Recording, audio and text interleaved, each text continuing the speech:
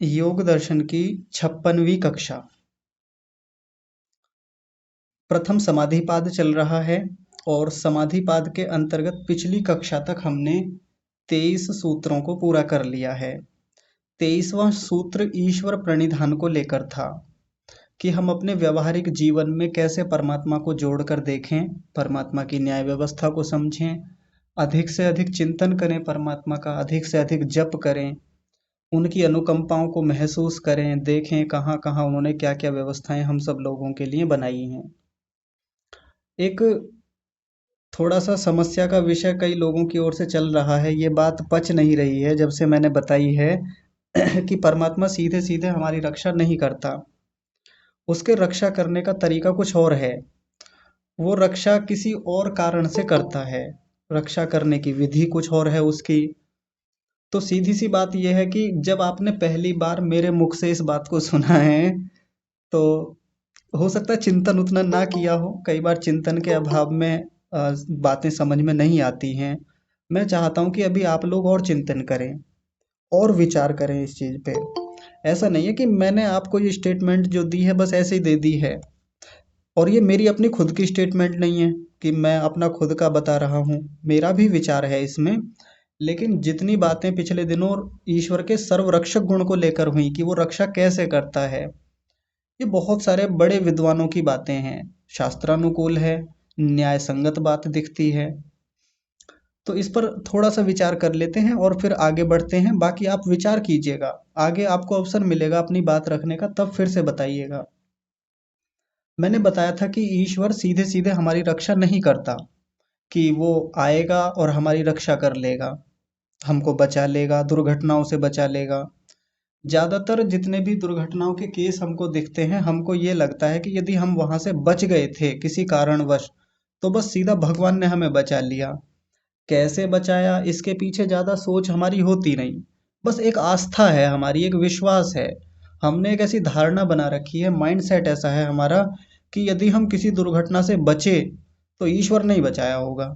क्यों? क्योंकि हम भक्त हैं ईश्वर के, हम ईश्वर के बड़े उपासक हैं, साधक हैं, हम भक्त हैं।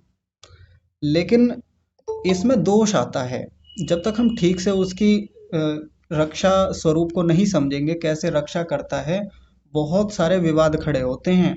कैसे विवाद खड़े होते हैं? तो एक उदाहरण से बात को समझने का प्रयास करते हैं। यदि ये उदाहरण समझ में आ जाए तो फिर आप और व्यापक रूप से विचार करके देखिएगा। मान लीजिए एक बस जा रही है, ऐसा उदाहरण देंगे, थोड़ा आत्मीयता से आप जोड़कर देखेंगे तो बात समझ में आएगी। ये उदाहरण मैं इसलिए दे रहा हूँ क्योंकि बहुत सारे वामपंथी लोग इसी उदाहरण को प्रस्तुत करते हैं, और बहुत सारे ऐसे लोग जो ईश्वर को नहीं मानते, नास्तिक हैं, जो ईश्वर का हर मामले में खंडन करते हैं। तो देखिए क्या उदाहरण देते हैं। एक बस जा रही है और बस में 4 लड़कियां हैं, ड्राइवर है, कंडक्टर है, बस इतने लोग हैं। बस जैसे ही जा रही है, इतने में सामने से कुछ युवकों ने, 5-7 युवक थे, उन्होंने सामने बाइक खड़ी करके बस को रोकने का प्रयास किया। इतने में कुछ 1-2 लड़कियों ने देख लिया कि सामने से कुछ युवकों ने बस को रोका है, ये सचेत हो गई सारी लड़कियां। अब एक लड़की इस चीज को नहीं देख पाई, वो अलग कहीं कोने में बैठी थी, फोन वोन चला रही होगी, कुछ ऐसा कर रही होगी। वो बेचारी एक कोने में बैठी हुई, अपने ईयरफोन लगा रखा होगा ऐसा मान लीजिए, उसकी नज़र नहीं गई। और ये बाकी जो 3 लड़कियां थी, उन्होंने जल्दी से देखा कि अब ये युवक चढ़ने वाले हैं, और वो चलती हुई बस में से जैसे भी कूदी या किसी भी रूप से वो भाग गई वहां से, कुल मिला के वो भाग गई। अब आप ये मत सोचिएगा कि भागी तो कहाँ भागी, कैसे भागी, बस उदाहरण के रूप में समझिएगा। वो तो भाग गई, और ये 3 युवक आगे से, ये 5-7 युवक जो आए थे, ये जल्दी से ऊपर चढ़े। अब देखा तो वो तो भाग गई, बाकी लड़कियां तो बची केवल एक।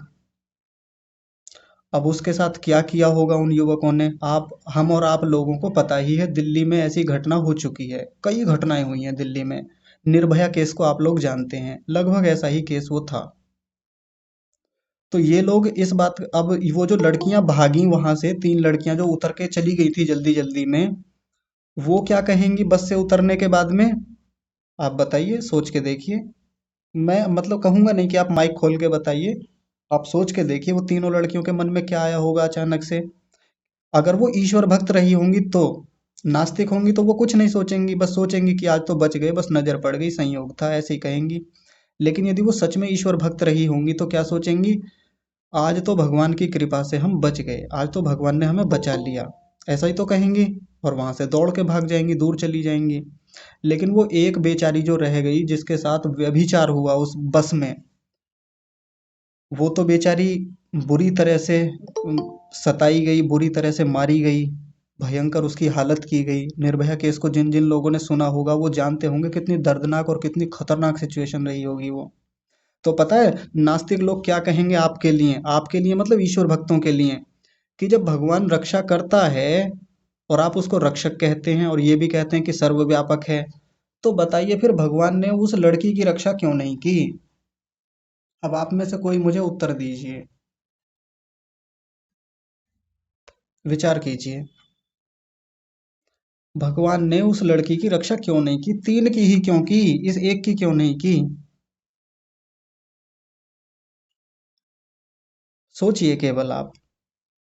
माइक आपका बंद है, अभी खोलूंगा भी नहीं मैं, क्योंकि एक साथ बहुत जल्दी बाढ़ सी आ जाती है और आप विधिवत उत्तर नहीं देते, इसलिए अभी आपको आपके माइक को बंद रखा जाएगा।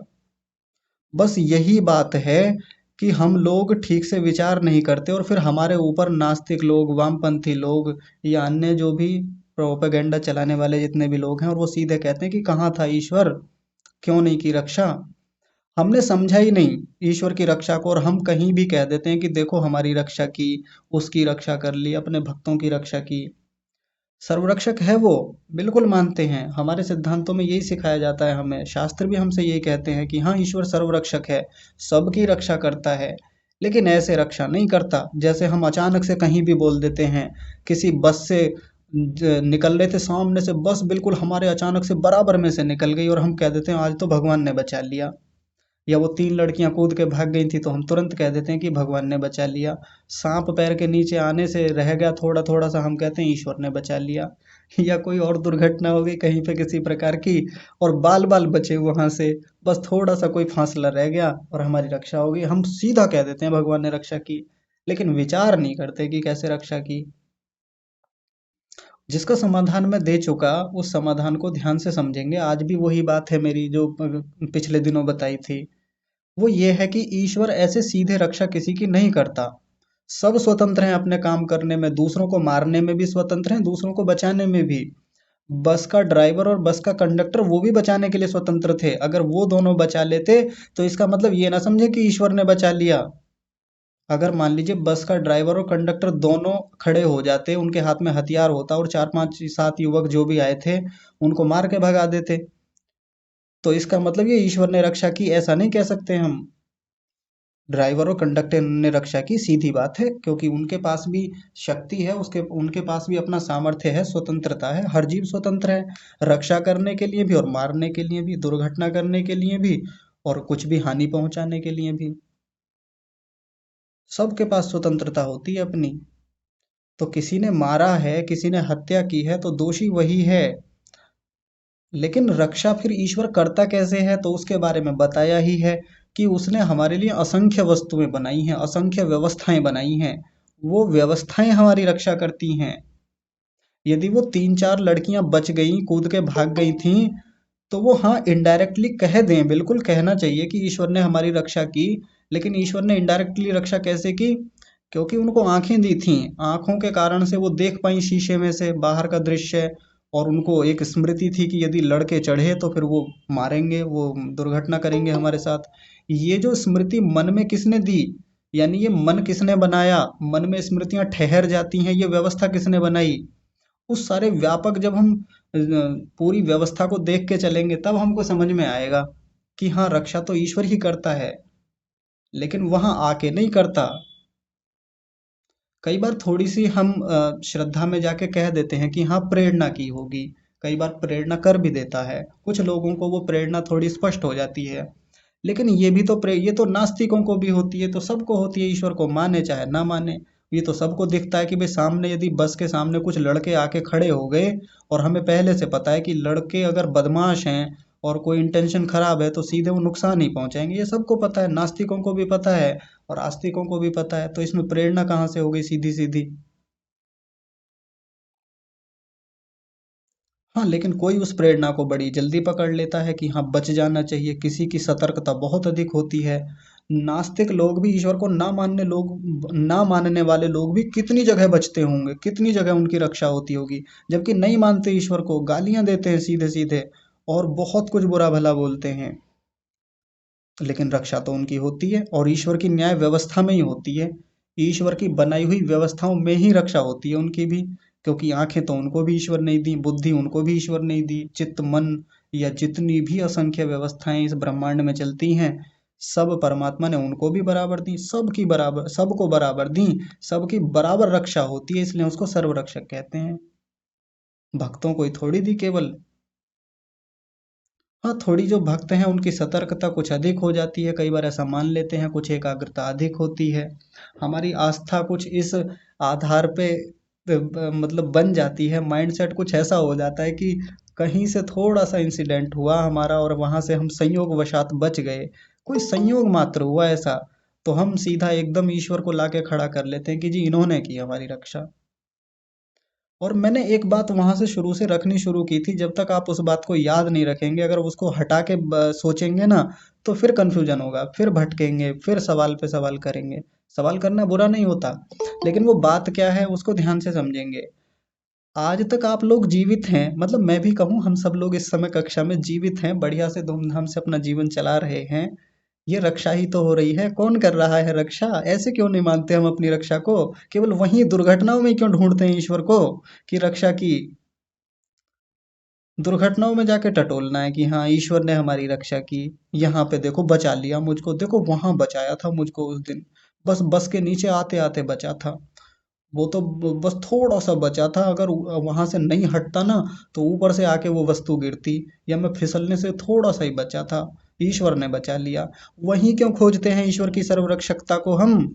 यहाँ क्यों नहीं खोजते कि पानी बना के रक्षा कर रहा है निरंतर हमारी, वायु बना के रक्षा की, इतने समय तक उसने प्राण दिए हमको, इतनी सुंदर सुंदर व्यवस्थाएं दी, ये सब व्यवस्थाएं ना होती तो रक्षा ही ना हो पाती। भोजन बना के, औषधियां बना के, इंद्रियां बना के, शरीर बना के, कितनी असंख्य व्यवस्थाएं बनाई उसने, रक्षा ही तो कर रही है। इस रूप में तो स्वीकार नहीं करना, ना विचार करना है, या करना है तो मोटा मोटा करना है, ऊपर ऊपर से। एक एक बारीक से बारीक व्यवस्था को जान के देखें, शरीर के रोम छिद्र यदि बंद हो जाएं, व्यक्ति कुछ दिन में ही मर जाएगा। जिन रोम छिद्रों के माध्यम से वायु भी बाहर भीतर होता रहता है, मल बाहर होता है, पसीना बाहर आता जाता है, ये ही यदि बंद हो जाए पूर्णतः, ये व्यवस्था ही खत्म हो जाए ईश्वर की ओर से, रक्षा ही नहीं हो पाएगी। तो ये व्यवस्था बना के भी तो रक्षा ही करता है वो हमारी। उसने इतनी सुंदर सुंदर व्यवस्थाएं इस शरीर में बना दी, इतनी जटिल व्यवस्थाएं बना दी। एक छोटी सी नर्व यानी नस यदि कट जाए हमारी, मस्तिष्क की कोई नस कट जाए हमारी, आदमी एकदम मृत्यु हो जाएगी। वो यदि ठीक ठाक काम कर रही हैं, उनमें रक्त का प्रवाह ठीक ठाक चल रहा है, उत्तम रीति से चल रहा है, रक्षा नहीं हो रही है क्या? बढ़िया से चल रही है रक्षा, धूमधाम से हो रही है। कर कौन रहा है? वही कर रहा है, ईश्वर ही कर रहा है। अब वर्तमान में भी कर रहा है, ऐसा नहीं कह सकते। एक व्यवस्था बना दी, व्यवस्था चल रही है। ऐसा भी मान सकते हैं कि हाँ व्यवस्था में उपस्थित भी है तो व्यवस्थाओं को बनाए हुए भी है निरंतर, इसी को स्थिति कहते हैं। हम ऐसा कहते हैं ना, सृष्टि की उत्पत्ति करता है, स्थिति बनाता है और प्रलय करता है। बना दी पहले वो व्यवस्था, फिर उसकी स्थिति भी बनाता है, यानी उस व्यवस्थाओं के संचालन में भी उपस्थित रहता है। कैसे वो व्यवस्थाएं आगे बढ़ेंगी, बनी रहेंगी, सर्वव्यापक होते हुए उन सबको संभाले रखता है, और एक समय के बाद इन सब व्यवस्थाओं को नष्ट भी करता है। तो नास्तिक व्यक्ति आपके ऊपर तुरंत सवाल कर देगा जब भी आप दुर्घटनाओं में एकदम से ईश्वर को लाके खड़ा कर देंगे कि देखो रक्षा करता है ईश्वर, ऐसे सीधा प्रश्न करेगा। और ऐसे, ये बात कहने के पीछे का प्रयोजन ये है, मेरी वाणी में हल्की सी कठोरता इसलिए है क्योंकि ऐसे कर करके कितने नास्तिक लोगों की नास्तिकता और मजबूत हो गई, कितने ही पीड़ित लोगों की, जिन लड़कियों के बलात्कार हो गए, जिन लोगों के घरों में ऐसे दुर्घटनाएं हो गई, और हमने जाके सीधा बोल दिया, या हम पहले से कहते आ रहे थे कि ईश्वर रक्षा करता है जी, ऐसे रक्षा करता है, देखो मुझको तो वहां रक्षा कर लिया था। तो उन लोगों के मन की धारणा और प्रबल हो जाती है, हमारे वाले की क्यों नहीं की, हमारे वाले बच्चे को तो मरने के लिए छोड़ दिया, तुम्हारे वाले को तो बचा लिया था, तुम तो बच गए थे, हमारे साथ ही ईश्वर ऐसा क्यों करता है, हम तो नहीं मानते ऐसे ईश्वर को, भाड़ में जाए ऐसा ईश्वर। होता ही नहीं है ईश्वर। कई बार तो सीधा स्टेटमेंट यही होता है उनका। आप समझ रहे हैं कितना दुष्प्रभाव होता है एक सिद्धांत को गलत समझने का। एक बहुत लंबी जो जनसंख्या है वो एक साथ आस्तिकता से अलग हो जाती है। डॉक्टर विकास दिव्या कीर्ति का नाम आपने सुना होगा, यूपीएससी के लिए कोचिंग देते हैं वो। और बड़े व्यापक रूप से प्रसिद्ध अध्यापक हैं हमारे देश के। बहुत फॉलोवर्स हैं उनके, करोड़ों में फॉलोवर्स हैं हमारे देश में ही। उन्होंने ही ये बात कही थी। और सोचिए एक मंच पे जहां उनको करोड़ों लोग सुनते हैं यूट्यूब पर या अन्य प्लेटफॉर्म्स पे, एक बार में उन्होंने यही स्टेटमेंट दी थी कि रक्षा क्यों नहीं की परमात्मा ने वहां पे, जब आप उसको रक्षक कहते हैं। क्योंकि वो ईश्वर को मानते ही नहीं है, या कई स्थानों पे ये कहते हैं कि ईश्वर है तो भी ठीक है, नहीं है तो भी ठीक है, मुझ पे तो कोई फर्क पड़ता नहीं। होने से मेरी कोई बहुत उन्नति भी नहीं हो रही है और ना होने से मेरा कोई काम बंद भी नहीं होता, ऐसा कहते हैं वो। और उस व्यक्ति के एक स्टेटमेंट मात्र से हजारों लाखों विद्यार्थियों के माइंड में एक एक धारणा बन गई, ईश्वर रक्षा करता ही नहीं है, फालतू की बात है, ये ईश्वर नाम का कंसेप्ट ही खराब है, ये तो कल्पना मात्र है आस्तिक लोगों की। क्योंकि हम लोगों ने ईश्वर को गलत रूप में उपस्थित किया है, हमने सिद्धांत ही गलत याद कर रखा है अब तक। विचार कीजिएगा आप इस पर। और मैं तो अपनी ओर से जितनी बातें थी वो रख दी। ऐसे तो मैं कितने उदाहरण दे सकता हूँ, बस वाला तो एक उदाहरण दिया है। ऐसे सैकड़ों हजारों उदाहरण हमारे जीवन में चलते रहते हैं। बचपन से लेके आज तक हम देखें कितनी दुर्घटनाएं रही।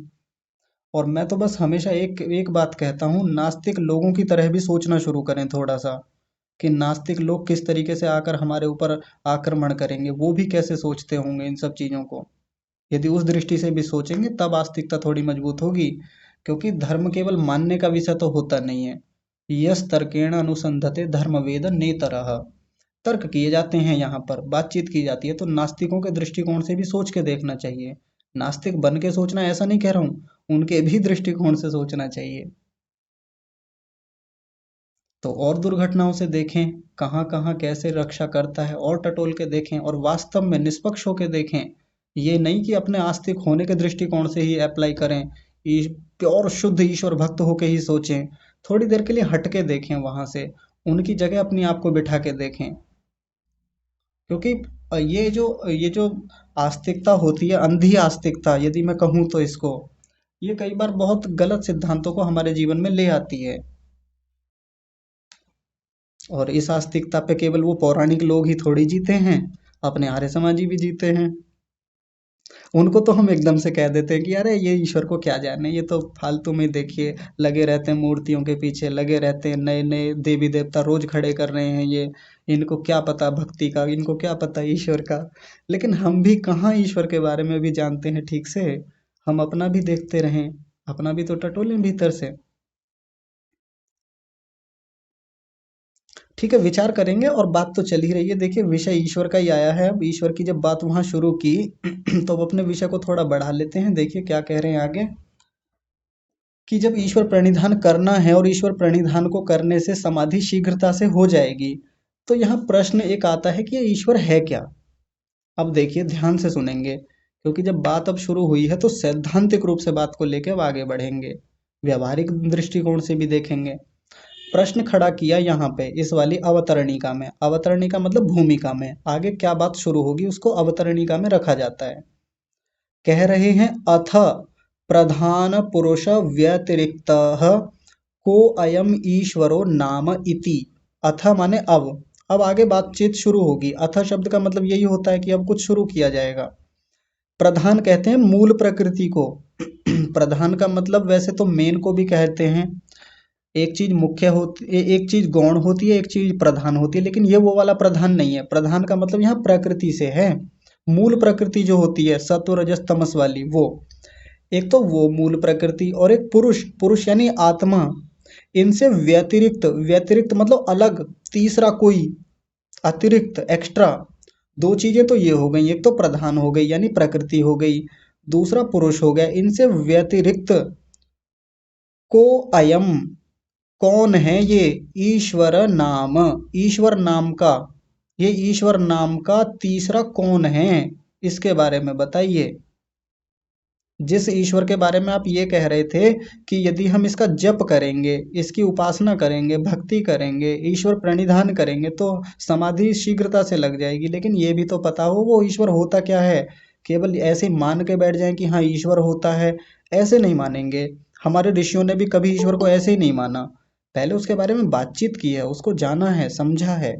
और देखिए समझाने के लिए महर्षि पतंजलि ने एक बड़ा खूबसूरत सूत्र बनाया, बहुत सुंदर सूत्र, बहुत सारे लोगों की दिमाग की नसों को खोलने वाला सूत्र है। जो लोग ईश्वर के बारे में गलत धारणाएं बनाए रहते हैं, तो भले ही हमारे पौराणिक जगत के लोग हों, भले ही आर्य समाज के हों, या इससे अलग कोई भी हों, जो लोग दार्शनिक हैं, दर्शन की बातें करते हैं, वो खूब बातें कर लेंगे इधर उधर की, वेदांत दर्शन पे अड़े रहेंगे, सांख्य पे अड़े रहेंगे, लेकिन योग शास्त्र पे आके बात करना नहीं चाहते, क्योंकि योग दर्शन का ये वाला सूत्र उनकी दुकान बंद करा देता है।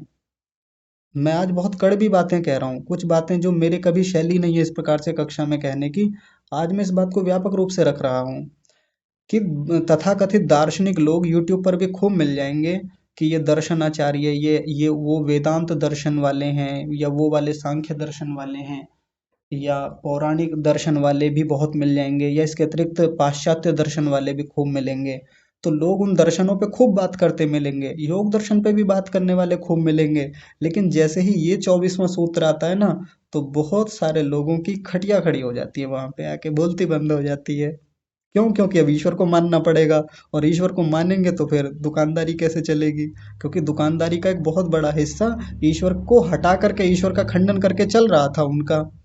आजकल उपासना की ऐसी ऐसी पद्धतियां खड़ी कर दी उन लोगों ने कि ईश्वर की कोई जरूरत ही नहीं है वहां पे। आप मेडिटेशन करिए, हम आपको सिखा देंगे बढ़िया से। मेडिटेशन में करना क्या है, यही करना है बस, आपको प्राणायाम करना है, यहाँ ध्यान लगाना है, माथे पे ध्यान लगाना है, कुंडली जागरण करवा देंगे आपका, ये करा देंगे। ईश्वर की कोई जरूरत नहीं है कहीं पे। समाधि चाहिए, समाधि हम ऐसे ही दिलवा देंगे आपको। पैकेज बने हुए हैं उनके विधिवत, पूरा कोर्स बिकता है। तो ईश्वर को क्यों माने? यहाँ आके बातचीत करते नहीं है। लेकिन देखिए महर्षि पतंजलि ने इन बातों को पहले शायद सोचा होगा कि ईश्वर को रखना, ईश्वर के बारे में बातचीत करना आगे की पीढ़ी के लिए कितना आवश्यक है। सूत्र देखेंगे, क्लेश कर्म विपाकाशयेर परामृष्ट पुरुष विशेष ईश्वर। ईश्वर की विशेषता बता रहे हैं कि ईश्वर कैसा है। तो पहला शब्द बताया क्लेश, दूसरा शब्द है इसमें कर्म, तीसरा शब्द है विपाक, चौथा शब्द है आशय, पांचवा शब्द है अपरामृष्ट, और आगे है पुरुष विशेष ईश्वर। सबसे पहले इसमें एक शब्द है अपरामृष्ट। अपरामृष्ट, अपरामृष्ट का मतलब होता है भिन्न, पृथक, अलग, व्यतिरिक्त, कुछ भी मान लीजिए, एक्स्ट्रा, अतिरिक्त, कि वो परमात्मा एकदम भिन्न है, अलग है। किससे अलग है? क्लेशों से। अब एक एक को देखते रहेंगे। क्लेशों से बिल्कुल अलग होता है, क्लेश परमात्मा में हो ही नहीं सकते। तो अब वो लोग अपने अपने सिद्धांतों पर विचार करते रहे जो जिन्होंने परमात्मा को क्लेशों से युक्त बना रखा है। परमात्मा तो राग में होता है जी, परमात्मा को ऐसे करेंगे तो वो खुश हो जाएगा हमसे, वो हम रिझा लेंगे, हम मना लेंगे। ऐसा राग में होता होगा, क्योंकि क्लेश, राग भी तो एक क्लेश ही होता है ना। तो परमात्मा इस प्रकार के क्लेशों से रहित होता है, अपरामृष्ट होता है। पर अपरामृष्ट का मतलब होता है रहित, अलग, भिन्न, पृथक, दूर। और किससे रहित होता है? कर्म से रहित होता है, कर्म नहीं करता वो। लेकिन कैसे कर्म, आगे बताएंगे, अभी इस पर और बातचीत करेंगे। एक अगला शब्द है विपाक। विपाक कहते हैं कर्मों का फल। अब कोई सोचेगा कि जब कर्म ही नहीं किए तो फिर फल कैसा, तो ये विपाक को लिखने की क्या आवश्यकता थी? अभी बात करेंगे इस पे। यानी कि उसको किसी प्रकार का फल भी नहीं मिलता, यदि कर्म नहीं करता तो फिर फल भी नहीं मिलता उसको। आगे एक शब्द है आशय। परमात्मा आशय से भी रहित होता है। आशय का मतलब होता है संस्कार, वासना। हमारे जैसे हम कोई कर्म करते हैं तो कर्म करते समय भीतर संस्कार बनते हैं, वृत्तियां हो तो संस्कार बनते हैं। परमात्मा के भीतर कोई संस्कार ही नहीं बनता किसी भी चीज का, क्योंकि संस्कार बनेगा तो फिर भोगना भी पड़ेगा उस संस्कार को, उस संस्कार की फिर वृत्तियां बनेंगी, या फिर से उसका कर्म फल बनेगा, विपाक बनेगा। परमात्मा के भीतर वो विपाक होता ही नहीं है। और इन सब से क्या होता है? अपरामृष्ट, अपरामृष्ट, अलग रहता है वो। और ऐसा जो पुरुष विशेष है, अब ये पुरुष विशेष का मतलब क्या है? यहाँ पुरुष का मतलब है आत्मा से, और विशेष का मतलब होता है भिन्न से। कक्षा के शुरू में बताया था जब हमारी योग दर्शन की कक्षा शुरू हुई थी कि विशेष का मतलब होता है भिन्न।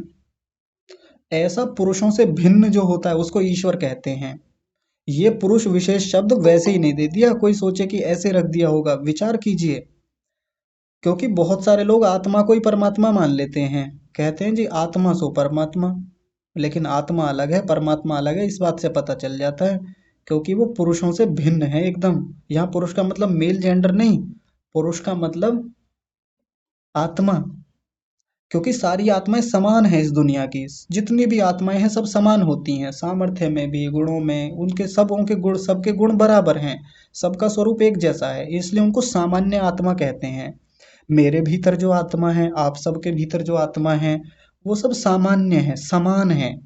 लेकिन परमात्मा नाम की जो आत्मा होती है, परमात्मा भी तो एक प्रकार से आत्मा ही है, लेकिन ये बहुत बड़ा आत्मा है, इसलिए उसको पुरुष विशेष कहा जाता है। विशेष मतलब भिन्न। बताना पड़ा यहाँ पे। आगे ये चर्चा आएगी व्यापक रूप से, बहुत लंबा इसके लिए व्यास भाष्य है। देखिए इतना लंबा व्यास भाष्य लिखना पड़ा ईश्वर को समझाने के लिए, 3-4 दिन लगेंगे हमको इसको समझने में। तो कोई यदि ये मानता हो कि आत्मा ही ईश्वर बन जाती हैं, आत्मा ईश्वर बन सकती हैं, मना कर रहे हैं, पहले ही खंडन कर दिया सूत्र में ही। व्यास जी भी खंडन करेंगे इस बात का कि आत्मा परमात्मा कभी बन ही नहीं सकती। परमात्मा तो इन पुरुषों से एकदम विशेष तीसरी कोई चीज होती है। अब यहाँ से एक बात का और मंडन हो जाता है। मंडन मतलब एक सिद्धांत पुष्ट हो जाता है। किस बात का? त्रैतवाद का। क्योंकि बहुत सारे लोग ईश्वर को मानते ही नहीं है, ईश्वर को हटा के बात करते हैं। बहुत सारे मत समुदाय ऐसे हैं इस देश में हमारे भी, जो ईश्वर को मानते नहीं है, कोई आत्मा को नहीं मानता, कोई प्रकृति को नहीं मानता। लेकिन देखिए त्रैतवाद का समर्थन करने के लिए महर्षि पतंजलि और महर्षि व्यास जी ने सीधा सीधा लिख दिया, 3 सत्ताएं होती हैं इस पूरे संसार में। पहली कौन सी? प्रधान यानी मूल प्रकृति। दूसरा कौन? पुरुष, पुरुष यानी आत्मा। और तीसरा कौन, जिसकी चर्चा चल रही है? ईश्वर। हटा के नहीं देख सकते हम किसी को अलग करके कि ना जी ना, ईश्वर ही आत्मा होता है, या आत्मा में ईश्वर में से ही आत्मा निकलती हैं, आत्मा आगे जाके परमात्मा में मिल जाता है, आत्मा ही परमात्मा बन जाता है। मना कर रहे हैं बिल्कुल स्पष्टता से। आगे और करेंगे, महर्षि व्यास तो इस पर खूब प्रश्न खड़े करेंगे। अभी देखिए, अभी परमात्मा को और समझते हैं। पहली पंक्ति महर्षि व्यास जी ने लिखी, अविद्यादयः क्लेशाः। अविद्या आदि क्लेश होते हैं। जिसको पता ना हो कि क्लेश क्या होते हैं, तो उन्होंने यहाँ खोल दिया कि अविद्या आदि। अविद्या आदि लिखा तो अविद्या के साथ बाकी 4 भी आ जाएंगे, क्योंकि क्लेश कितने होते हैं? 5 होते हैं, हमने पीछे देखा था। और दूसरे पाद में तो इनको विस्तार से खोला जाएगा। अविद्या, अस्मिता, राग, द्वेष और अभिनिवेश, ये क्लेश होते हैं। और ये क्लेश ही हमको इस संसार में बंधन में डालते हैं, बांधे रखते हैं। इन्हीं के कारण हम अच्छे कर्म भी करते हैं, और इन्हीं क्लेशों के कारण हम बुरे कर्म भी करते हैं। इस पर बहुत लंबी चर्चा रखी थी कक्षा में। अब किसी जो नए सदस्य होंगे उनके मन में प्रश्न आ रहा होगा, क्लेशों से बुरे काम होते हैं, ये बात तो समझ में आती है, क्लेशों से अच्छे काम भी होते हैं? हाँ जी, होते हैं। तो क्लेशों से बुरे काम तो व्यक्ति ऐसे करता है कि मान लीजिए किसी को किसी से राग है, किसी के प्रति राग हो जाता है, जुड़ाव हो जाता है। जैसे आजकल होता है किसी के प्रति विशेष राग हो जाए, राग की स्थिति में क्या करता है व्यक्ति? कुछ भी करने को राजी हो जाता है। चोरी कर लेंगे आपके लिए, या आपके लिए तो कुछ भी, जहां से चाहिए जो भी घोटाला करना है वो करेंगे, लेकिन आपके लिए ये वस्तु चाहिए तो चाहिए, लेके आएंगे। राग के वशीभूत होकर लोग क्या से क्या नहीं करते, खूब गलत काम करते हैं। एक माँ राग के वशीभूत होकर बहुत अच्छे काम भी कर जाती है। मेरे बेटे की आयु लंबी हो, मेरे बेटे की आयु अच्छी हो, मेरा बेटा स्वस्थ रहे, इसके लिए दान करती है, पुण्य करती है। तो ऐसे मैंने बहुत सारे उदाहरण कक्षा में उस समय रखे थे। तो इन क्लेशों से अच्छे कर्म भी होते हैं, बुरे कर्म भी होते हैं। तो इन क्लेशों से रहित होता है परमात्मा। अब साथ साथ जोड़ते रहेंगे वहीं पे जाके, इनसे अपरामृष्ट होता है ना। परमात्मा में अविद्या होती है। अविद्या का मतलब उल्टा ज्ञान। उसके भीतर शुद्ध ज्ञान ही होता है, बिल्कुल शुद्ध ज्ञान, उत्तम विद्या होती है परमात्मा के भीतर। ये तो हमारे भीतर, हमारे यानी हमारे मन के भीतर होती है अविद्या, परमात्मा में नहीं होती है। वो तो इससे रहित होता है। अस्मिता, अस्मिता का मतलब होता है आत्मा और ये प्रकृति जो होती है या मन जो होता है उसको एक ही मान के पूरे व्यवहार करना, ये हम करते ही रहते हैं। ये हमारा क्लेश होता है। इसको और व्यापक रूप से दूसरे पाद में समझेंगे, अभी तो ऐसा ही समझ लीजिए मोटा मोटा। ऐसा परमात्मा में होता ही नहीं है। परमात्मा प्रकृति से एकदम भिन्न होता है क्योंकि उसके भीतर विद्या बहुत है, शुद्ध विद्या है, शुद्ध ज्ञान है। तो अस्मिता नाम का क्लेश परमात्मा में होता ही नहीं है। राग, राग कहते हैं सुख के पीछे पीछे जो चलता है उसको राग कहते हैं। जहां जहां हमने सुख लिया है उसके पीछे राग आता ही आता है। बार बार राग को, बार बार और सुख को भोगने की कामना बनती है, इसको राग कहते हैं। ये परमात्मा में होता ही नहीं क्योंकि वो वैसा सुख किसी चीज से लेता ही नहीं है। अगला होता है द्वेष। द्वेष यानी किसी से, कहीं से दुख मिला तो दुख को हटाने के लिए भीतर से एक इच्छा बनी रहती है, हमेशा हटाइए दुख को। ऐसा परमात्मा में होता ही नहीं। ये तो हमारे भीतर होता है, हम आत्माओं के भीतर। परमात्मा में होता ही नहीं ये सब। अगला होता है अभिनिवेश नाम का क्लेश। अभिनिवेश कहते हैं डर को, डर के संस्कारों को। डरना, भयभीत होना। हम डर जाते हैं छोटी छोटी बातों में, मृत्यु से डर जाते हैं, कभी किसी चीज से। परमात्मा तो निर्भय है, अभय होता है, किसी से डर ही नहीं है। क्यों नहीं है? क्योंकि उससे, उसको डराने वाला कौन है इस दुनिया में? डर तभी तो लगता है ना जब कोई हमें, हमें से ज्यादा कोई बलिष्ठ चीज हमारे ऊपर आरोपित हो रही हो, हमारे ऊपर आक्रमण करने वाली हो, तभी तो डर लगता है। परमात्मा के ऊपर ऐसा कोई है ही नहीं। परमात्मा अपने आप में सामर्थ्यशाली है, किससे डरे, क्यों डरे? तो डरता ही नहीं है। इस क्लेश से भी परमात्मा अपरामृष्ट है, रहित होता है। एक बात हो गई। अब जो जो लोग भी परमात्मा को जिस जिस रूप में मानते हैं, टटोलते चलेंगे। एक बार विचार करते चलेंगे कि हमने आज तक परमात्मा को ऐसा तो नहीं मान रखा था। क्योंकि बहुत सारे लोगों ने ये सिद्ध कर रखा है कि परमात्मा तो राग में आ जाता है। वो वन वन भटका था, 14 साल तक ऐसे भटकता रहा था राग के वशीभूत होके।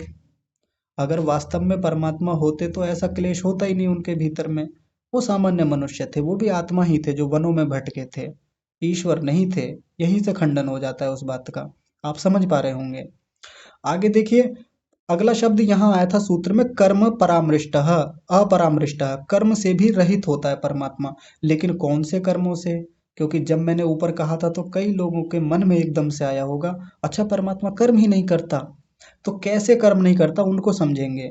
उसके लिए महर्षि व्यास जी ने खोला, कुशल अकुशलानी कर्माणि। कुशलानी अकुशलानी, ये दो शब्द हैं, एक तो कुशल और एक अकुशल। दोनों का संधि किया तो कुशल और क्षमा कीजिए, दोनों का संधि किया तो कुशला कुशलानी बना। और अलग अलग करेंगे तो क्या बनेगा? कुशल अकुशलानी। पहला होता है कुशल, कुशल माने पुण्य, अकुशल माने होता है पाप। ना तो वो पुण्य कर्म करता है ना वो पाप कर्म करता है, जैसे हम लोग करते हैं, जैसे आत्मा करता है। और आत्मा जितने भी कर्म करता है या तो क्लेशों से युक्त होके करेगा या क्लेशों से रहित होके करेगा। या तो सकाम कर्म करेगा या निष्काम कर्म करेगा। वैसे परमात्मा नहीं करता, उसके कर्म अलग हैं। उसके कर्म करने का तरीका भी अलग है। कैसे कर्म करता है? सृष्टि को बनाने का कर्म करता है। वो किसी प्रकार का ना कुशल कर्म है ना अकुशल कर्म है। मतलब जैसे हम करते हैं उस रूप में। हमारे कर्म करने के पीछे तो एक इच्छा होती है, एक हमें मुक्ति चाहिए होती है, दुखों से छूटना होता है हमको, हम इसलिए ज्यादा कर्म करते हैं। हमारे कर्मों के पीछे या तो क्लेश होगा, या क्लेश नहीं होगा तो निष्काम कर्म होंगे, यानी मुक्ति को ध्यान में रखकर हमारे कर्म हो रहे होंगे। लेकिन परमात्मा ऐसा कोई कर्म करता ही नहीं है जिसमें कोई क्लेश हो, और क्लेश से रहित होके भी करेगा तो उसको मुक्ति चाहिए ही नहीं होती है, ना वो निष्काम कर्म करता है। हाँ, एक दृष्टि से कह सकते हैं कि निष्काम कर्म उसके वैसे हैं कि वो अपने लिए कोई कामना नहीं रखता किसी भी प्रकार की, दूसरों के कल्याण के लिए वो सृष्टि की रचना करता है, सृष्टि का संचालन करता है। ऐसा कर्म तो वो भी करता है, और वो सृष्टि का संहार करता है, जीवों को उनके कर्मों के अनुसार फल देता है, और भी कई सारे काम करता है वो। लेकिन उसके वैसे कर्म नहीं है जैसे हम जीवात्माओं के हैं, इससे वो रहित होता है। और जैसे वो कर्म करता है तो कोई सोचेगा कि भाई जब कर्म किया तो है, उसने भी सृष्टि बनाई है, सृष्टि को चलाता है, प्रलय करता है, जीवों को कर्म के अनुसार फल भी देता है, यानी करता तो है वो, सब्जेक्ट तो है वो भी अपने आप में। तो कोई सोचेगा फिर उसका भी कर्माशय बनेगा, परमात्मा को भी फल भोगना पड़ेगा, सृष्टि बनाई है तो फिर फल भोगेगा परमात्मा। तो देखिए कर्म फल तभी भोगे जाते हैं जब उनका कर्माशय बनता है। परमात्मा के कर्म ऐसे होते ही नहीं है जिनका कर्माशय बने। हम मनुष्यों का भी कर्माशय तब बनता है जब हमारे कर्म क्लेशों से युक्त होके हों। अगर हम मनुष्य भी क्लेशों से रहित होकर कर्म करें ना तो हमारा भी कर्माशय नहीं बनता, हमारे पाप पुण्य बनेंगे ही नहीं।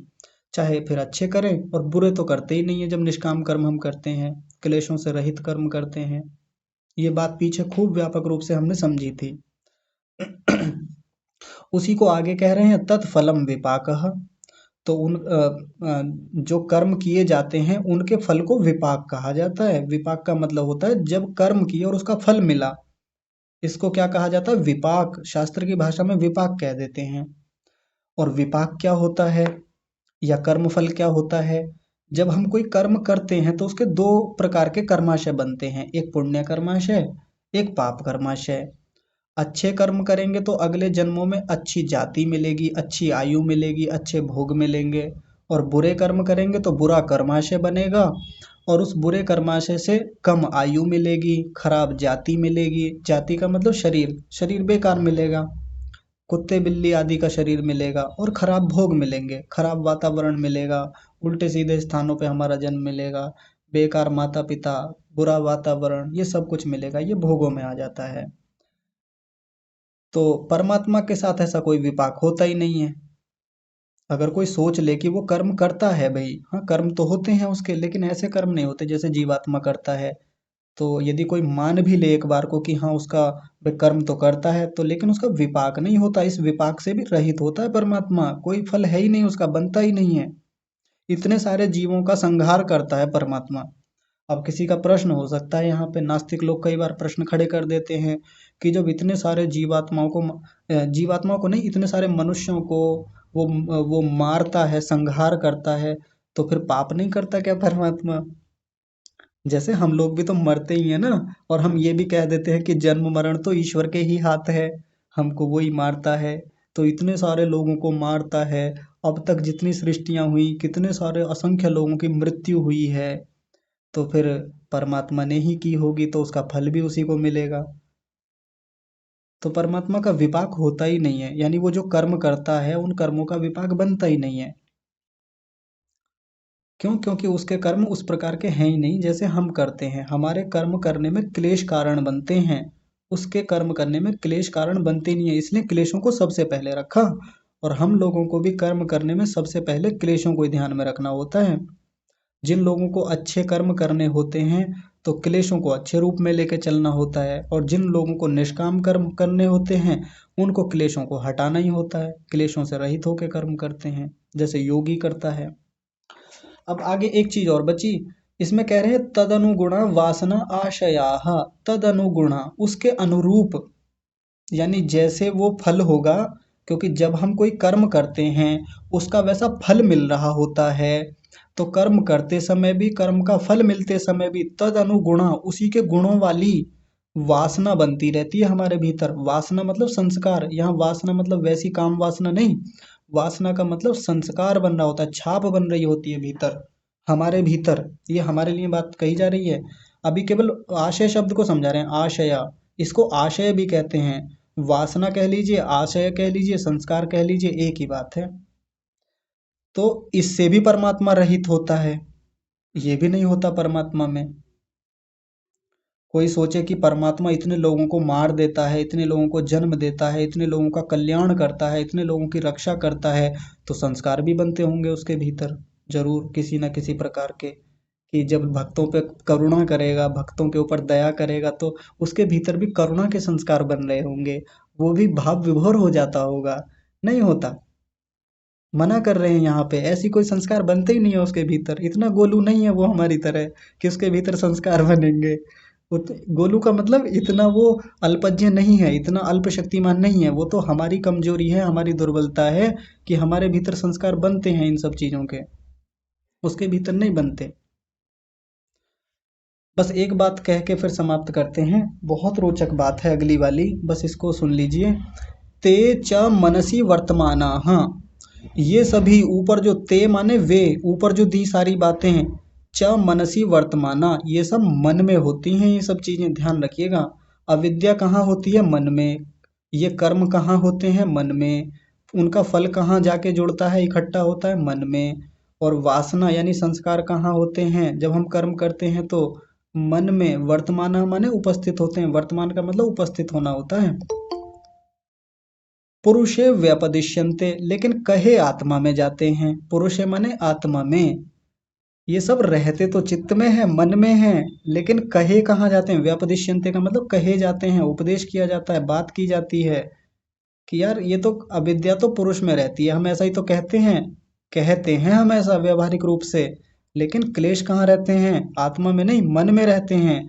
ये कर्म जो होते हैं, जो हम कुशल और अकुशल कर्म करते हैं, पाप पुण्य जो करते हैं, ये आत्मा में नहीं होते, मन में होते हैं। ये शरीर से करें, मन से करें, कैसे भी करें, लेकिन वो जहां जाके इकट्ठे होते हैं वो मन में होते हैं। मनसी वर्तमानाः तत्फलम विपाकम, उनका जो फल बनना है, कैसे उनका जो भी हिसाब किताब है, वो कुछ भी है, वो सब भीतर मन में रहता है। वो भी तद अनुगुणा वासना आशयाः, और उनकी जो वासना यानी संस्कार इकट्ठे होते हैं वो भी मन में ही होते हैं। कोई ये सोचे कि वो आत्मा में होते हैं, नहीं, आत्मा में नहीं होते, मना कर रहे हैं। उसके लिए एक उदाहरण दे रखा है, उस उदाहरण को हम कल देखेंगे। बड़ा प्यारा उदाहरण है, बड़ा रोचक है। इस उदाहरण से बात समझ में आ जाएगी कि कैसे मन में रहते हैं लेकिन कहे आत्मा में जाते हैं। हम यही तो कहते हैं ना, अरे देखो इसकी आत्मा में कितना दोष आ गया, इसकी आत्मा में कितनी अविद्या भरी हुई है, देखो ये कितना खराब आत्मा है, कितना दुष्ट आत्मा है, कितने गंदे संस्कार इस व्यक्ति के भीतर हैं, आत्मा में है। तो आत्मा में नहीं होती, कहने को कह देते हैं कि पुरुषे व्यपदिशन्ते, कि आत्मा ऐसा है, इसका कितना मलिन आत्मा है। आत्मा में नहीं होते, वो सब तो मन में होते हैं। समय हो गया है। आप सब लोग अब तक जुड़े रहे, सभी का बहुत सारा धन्यवाद। मिलते हैं कल की कक्षा में यथा समय। आप सभी को सादर प्रणाम।